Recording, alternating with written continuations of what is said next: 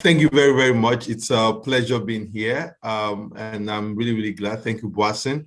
First of all, let me say happy birthday to Ogbeni Rauf Aregbesola, who is, it's incredible work in Osun and across the country, and it's also the Minister of Interior. Also, it's great to listen to the Vice President. Also the governor of Kaduna State, Professor Olaokpa, Comrade Ayuba Waba, and everybody that's spoken, and also the Statistician General, Dr. Yemi Kale. I have just 10 minutes, and I think I've taken a bit of notes. And I think these issues are not new issues, but I'm happy that we're talking about government and big development. And I know we use the word big because we see that there is always this path of rush. There's this urgency to be able to solve Nigeria's problem at once. That means we want to build our roads, we want to build our schools, we want to build our hospitals. We want to change the social dynamics of the country just because we're running out of time. But the first thing we must first understand is that the security and welfare of people is the primary responsibility of government. And I repeat that again, the security and welfare of people is a primary responsibility of government. If you look at budgets across the world, in the US, in the UK, in Kenya, in Ghana, and that the budget reflects that element that you see the funding is for security and also for the welfare. But for a country like Nigeria with a significant infrastructural gap, we've been spending a whole lot of money on one, we're servicing debt significantly, we're paying a whole lot of money to civil servants, and even the capital infrastructure that we have is crowded out by roads, by hospitals, by roads majorly, and rail trains and all of that. But the question is that sustainable? That's the first thing. But one thing that we can do is that in our chase for big development, we must also consider macroeconomic stability. And I know that the VPs talked about debt, that we're raising debt, but we must also look at what's the quality of debt that we're using and what are we using the debt for. We cannot chase development and put debt on a significant burden on the future generation because it's going to affect how we address the country going forward. So I am a big fan of that. We need to first set the macroeconomic stability of the country before we talk about development. And I'm going to explain what are the key pillars. Look at the inflation. No matter how much we try today, no matter how much minimum wage we raise today, no matter how much we try to change the dynamics, as long as inflation keeps eating 18, 19, 20%, the entire fund is worthless. No matter how much we try, as long as exchange rate stability, it's not there. And we go from, remember I was always going to Kenya in 2010, 12, it was 80 Kenyan shillings to the dollar. Naira was 160 Naira to the dollar. Now in Kenya is 115. So you have devaluation, minimum devaluation, not less than around 25% devaluation. Nigeria has moved from 160 from that period to around 420 or 485 if you buy market. So in our hunch to push big development and say we're going to take on more debt burden, we must also prioritize that all of this will fall on the cracks if we don't prioritize macroeconomic stability. And I've seen that tension, the tension for us to be able to invest in the communities that we serve and also be able to say we don't have enough revenue. And that there are major things that we have to unbundle here. We have a revenue challenge. We also have an expenditure efficiency problem. Now, so two things can be right at the same time. We don't have enough revenues to service our country. Our revenue to GDP is around 6%. Our taxes to GDP are even less than 5%. So technically, by the time you put it all together, we don't even have sufficient revenue to meet the problems that we have in Nigeria. But if you have too little, you're supposed also to be much more efficient around it. It's as if you have a thin slice of, it's a big dough of bread and you have a thin slice of butter and you're trying to spread this very tiny slice of butter on the big dough. It will not work. We are also wasteful in how we make expenditure in Nigeria.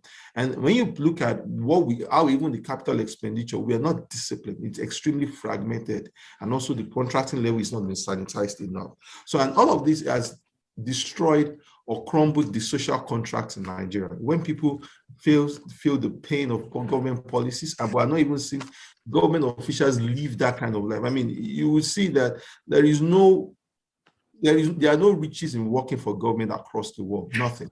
You don't become a UK Prime Minister or UK MP and you say you run out of office and become a millionaire or become a multi-billionaire.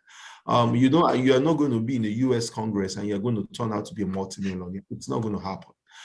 You might leave office and write books and give speeches and become rich from that kind of system. But that is not what happens in Nigeria. We build a system that only favors the political elite. And we have to really that to elicit trust in Nigeria and rebuild our social contract. Our social contract is broken and trust is gradually being eroded in public service. And that is something that we cannot run away from. We can tell the citizens to bear more burden and by taking more taxes off them. We can say we need to reorganize things, but until we're beginning to show that the political leaders mirror the kind of society that they live, we cannot build trust and we cannot elicit a strong social contract. There are a lot of things that needs to change in Nigeria. And a significant part of that is that we have emphasized a lot on distribution rather than put priority on productivity. And that is the big existential question for Nigeria. How do we emphasize productivity in this country? And that is even the fundamental conversation around restructuring as we see right now. Everybody goes to the center and takes something, but nobody has asked that question. In the same way we look at the distribution matrix, what do you contribute to the center? Why are you taking from places that you are not contributing from? And that has to be fundamental for how we restructure the country.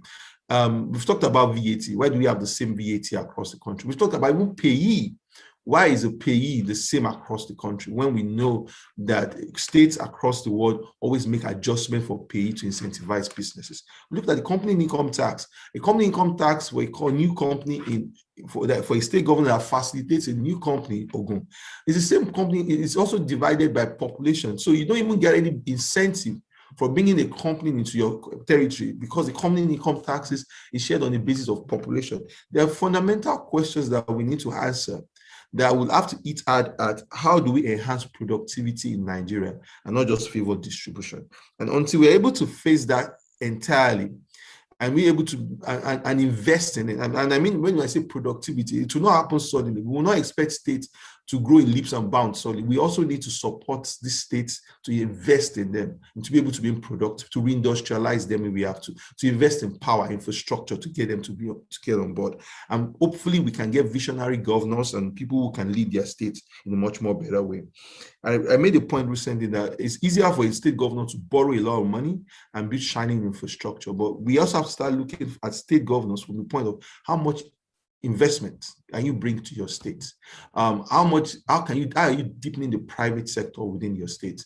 Because if you say you want more PE and you want more taxes, you can't take that off the poor in a significant way, because those who are poor already do not need another extra burden on themselves. We need a situation where we can industrialize states, bring more formal work system, formal businesses into the system, and on the basis of that, you're not able to get more taxes. So the core of governance in Nigeria, in my own view, is we must put security, welfare, and how do we expand the middle class significantly? Because every single country that you find, when it talks about taxes, the crux of the taxes might come a bit from the rich, but it is the volume of the middle class that actually transforms everything in the long run. In Nigeria, I believe that everything in Nigeria is relatively small. And I mean by everything is small. By the time you look at our oil production to per capita, our production to GDP is small.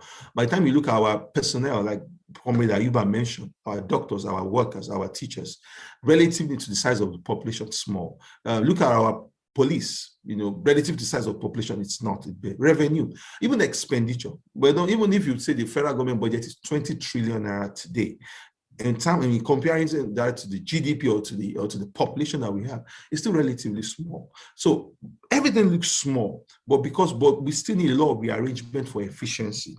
And because the way we are running Nigeria right now, it is grossly unsustainable until we make some hard changes, which brings me to my last question, my last point about we need a lot of boldness in leadership to take the hard decisions. And those are the boldness that we require, because they are going to eat hard at the existential questions of Nigeria. Existential questions around taxation, existential questions around wage structure, essential questions around even the feel and the look and the presentation of the political elite, education, health. All of these are things that we would have to face with boldness. What Nigeria does is Nigeria talks about its problems, but refuses to face its challenges and its issues with boldness and courage and leadership. And that question will be something that we must bring honesty and trust to the table. And there is no, I mean, there are no, I mean, the governor of Kaduna State mentioned that we have over 700 MDs. We don't need 700 MDs at the federal government. If we have to reorganize that so that we can put more money for education, move more money for health, yes, we would have to do that. If it means that we're going to take all money and ring fence it for capital development and intergenerational fund, yes, we have to do that. But we are not going to change Nigeria by just continuing this current pace and without asking our existential questions. And for me, the big development that we seek will have to be funded, will have to be financed. And there is no better way to finance our big development than being able to tax the people that are going to benefit from this big development. And for us to be able to tax people, we might be asking the wrong question. The big development that we see will come out of growth. Nigeria has to grow its economy. And if we don't grow the economy, we're not going to get big development. And that growth has to be sustainable, it has to be even, it has to be equitable, which means we have to be deliberate about Nigeria not being at 2%, 1.5% growth. There is no big development coming around that. If we take the debt route and we force a big development to happen, in the long term, it will not still work out because it will generate significant macroeconomic stability. So I will leave my point at this point and say thank you so much, everybody who's been part of this. I've been just given 10 minutes and I want to stay by that. And I want to wish the celebrants much more fruitful years. And I want to thank everyone that's invited me to this colloquium. Thank you.